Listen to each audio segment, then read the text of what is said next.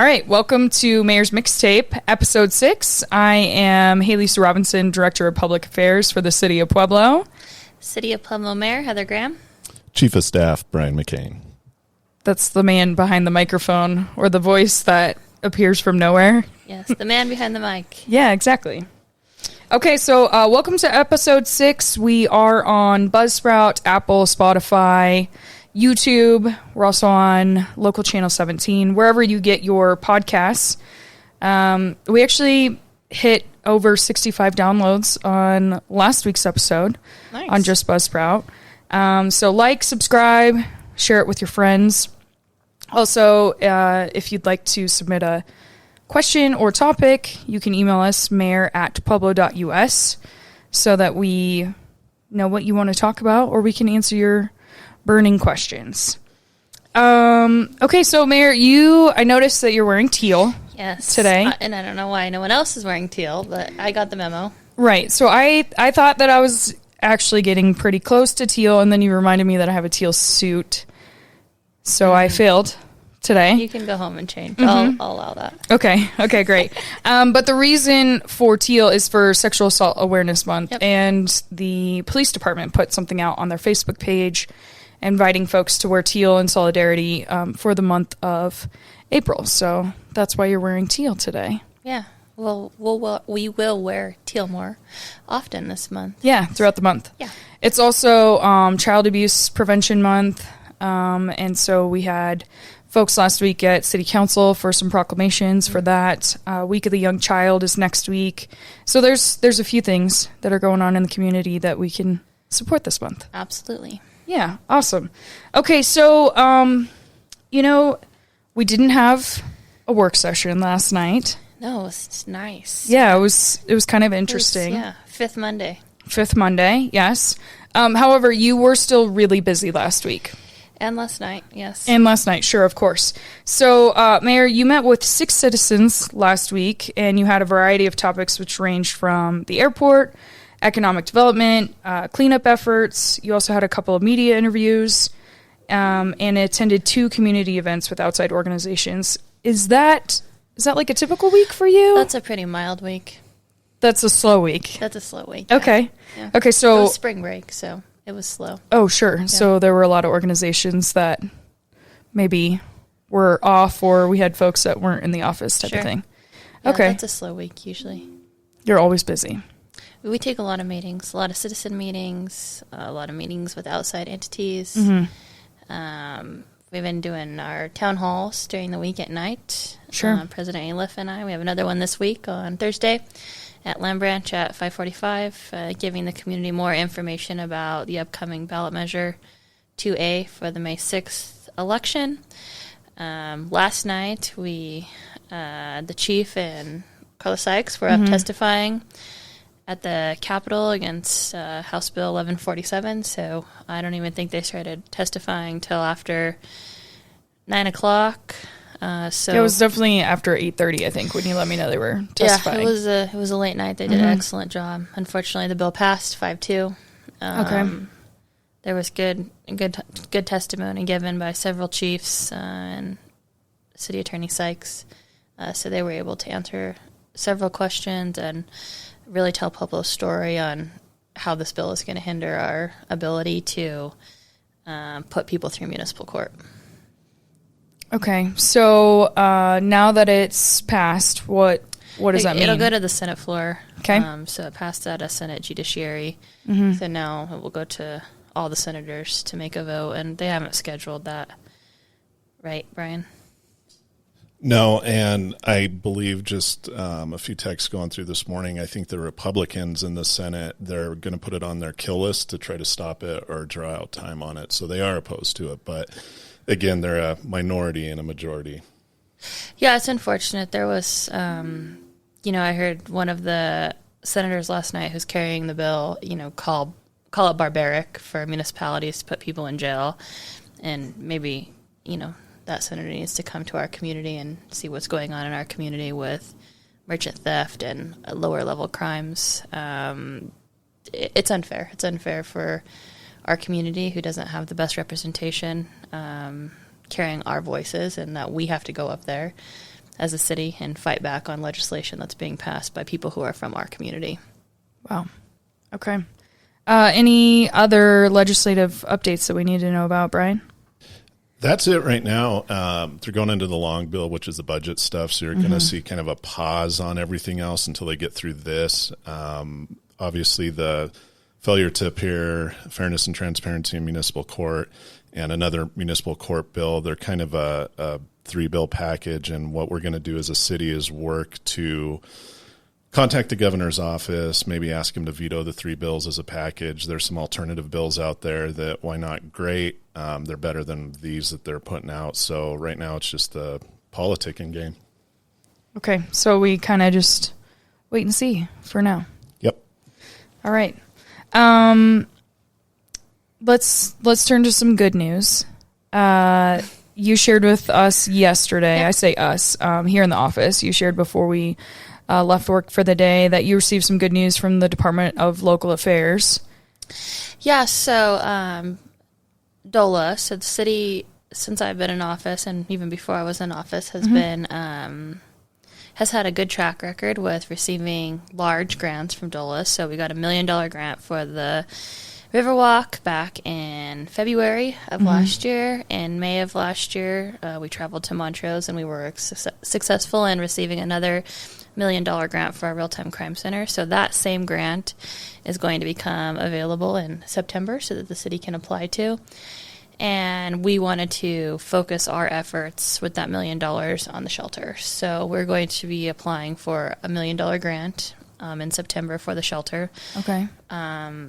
To add, additional space. It's an infrastructure. It's not an operational grant, so it has to be infrastructure based. In order to successfully have a plan for that grant, we applied for a planning grant through DOLA to put a larger plan together for the shelter overall, and we were successful, and we received news last night that we received a $25,000 grant from DOLA to do planning for the shelter. So cool. That's really exciting. That is great. We know that there's upgrades that need to be made. We hear a lot of community members talk about the unhoused and the pets. They have a great pet facility at the Colorado Springs Rescue Mission. Yeah, they and really so do. we'd like to try to mimic what they have in Colorado Springs so that in the winter or when it's really hot, people have a place to go that they can also store their pets. So, okay. And that it's safe. Yeah. So that's something I know that we're going to be looking at when we try to apply for the grant. Great. So is this is separate from what we talked about last week? We had a question last week about tiny homes, and you shared about the pallet shelter plan at the Pueblo shelter. This is separate funding. Totally separate, totally funding. And like I said, the city's been very successful in DOLA grants, and so we hope to obtain a large grant at the end of the year for the shelter. Cool. So this $25,000 kind of sets us up for that next step with DOLA, the Department of Local Affairs. Yeah, absolutely. They like you to have a whole picture, an idea, specifics on what you're going to be asking for. And so since we don't know specifics yet and what that would look like, this will be a great opportunity to get someone to help us do a plan forward so we can apply for the grant. Great. And it's really good timing, too, with our RFP for the shelter and whoever's going to run the shelter next. Yeah. Kind of gives them the opportunity for us to work alongside them. Yep, we have an ordinance that will be on second final presentation on April 14th for the funding of the RFP. So I'm hoping to have council's support in order to pass the funding source for the RFP. Great. So that we can continue to operate the shelter and we don't have to close the shelter. And I think that we have the support. The city council has been very supportive of everything the city's trying to do with the shelter. So this is just another area that we can move forward in with the grants that we've been able to receive. Great. That's fantastic. And if I remember correctly, we should be able to potentially award the RFP by May? Yeah, definitely. So once we have the funding, the RFP review process will start shortly after. And then, the board that's selecting the RFP will notify Great. And we'll be well on our way. Okay. Yeah. Awesome. And then we'll be able to move forward. We'll be able to move forward. Awesome. Thanks for sharing the good news Yeah. in that update. Okay. So I wanted to talk about something that you're pretty passionate about. Cleanup in Pueblo. You've championed this, when you were on city council, and obviously it's been something that's been at the forefront while you've been mayor. Can you talk about kind of the various departments that provide cleanup efforts in the city? I think one thing that we hear a lot is, why aren't you cleaning up here or this property or this area? Or like what team is doing this or what group effort is happening. So I thought maybe we could talk about the difference of the groups that we have here in the city. Sure. So I think 2 years ago, the city received $1 million in ARPA that they dedicated to a project called Team Up to Clean Up. So this group is able to go out and clean areas and census tract areas all over the city. So these are part-time employees that work under a coordinator. They're out there 5 days a week. They start about 7:30 in the morning and finish about 1:30 in the afternoon. And they hit census tract areas in the city. So you'll see them around. They have the bright green T-shirts on that say Team Up to Clean Up. So they do a lot of cleaning in Bessemer and on the east side, since those are census tract areas. Sure. So that's just one of our teams that we use. We have the city municipal court community service division. Right. They do the graffiti removal, and they've also helped coordinate and do additional cleanups. So when we have the really big cleanups, like on the Fountain Creek or certain areas of the city, they're the ones that organize the cleanup, contacting all other departments and all other cleanup groups to come out, and that could be our public works department, our stormwater department, parks, the Team Up to Clean Up, the municipal court team. It could be outside agencies like the railroad. So most of the time when you see us cleaning up and down the Fountain Creek or in the jungle, where we cleaned not too long ago, those properties butt up to railroad. And so we try to have a coordinated effort with the railroads in which they come in and also bring their cleanup crews. So they burn some of the costs of the cleanup. It's a more timely cleanup because we have extra hands on deck. You see our Team Up to Clean Up crew a lot under the bridges. 4th Street and 8th Street are really big problems for the city, and High traffic areas. Tons of trash, tons of illegal dumping. The fields out in the community, we see a ton of illegal dumping, and so they work together to go and clean up those areas as well. And then we also have a partnership with Catholic Charities. So last year, the city of Pueblo took $200,000 of that $1 million in ARPA funds, and we provided that to Catholic Charities to have a charity works program. So they actually find unhoused individuals who want to come and work for a few hours a day. They take them out to help them clean up trash, and then they're given gift cards essentially as their pay.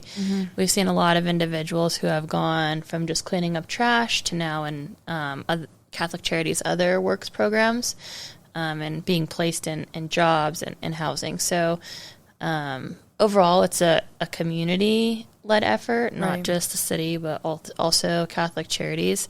We also have the Downtown Association that I know partners with the high schools, and you'll see the high schools downtown cleaning up trash. I think they're out every month right now. Yeah, I think they rotate through each of the schools. Yeah, so we have a lot of cleanup going on. And then we also have code enforcement. Right. Code enforcement is great. They do all of our abatements. So when it comes to code enforcement, that's going to be when you have a private property that, has some junk in the yard or has stuff that they're not supposed to have.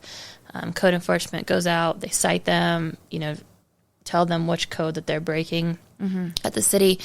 If they don't have their property cleaned up, then we send an abatement crew out. We clean up their property for them, and then we issue them a bill. If they don't pay their bill, we put a lien on their house. Okay. So you have different aspects. So code enforcement is really for private property. Right. Team Up to Clean Up is really the QTC areas. Municipal court and Mike's team can pretty much go anywhere, and they help schedule the larger cleanups. So you'll see them doing different cleanup aspects all over town. You have the Catholic Charity Works program, and I believe that they can go anywhere as well. So we're spending a lot of time, cleaning up the city and maintaining the cleanup that we do. Right. Really trying to redirect people who are coming out of the encampments to the shelter. We work really well with the DICE team when we're going to clean up an encampment. That now that the city has a shelter, we know how many beds are there. We know what kind of resources are being offered, and so we can take individuals back and forth. We can point them in the right direction. So it's really a whole city department, initiative. It kind of just depends on what part of town we're cleaning, kind of what the mess looks like, whether we have to have heavy equipment or not. So we've removed a lot of trash since I became the mayor.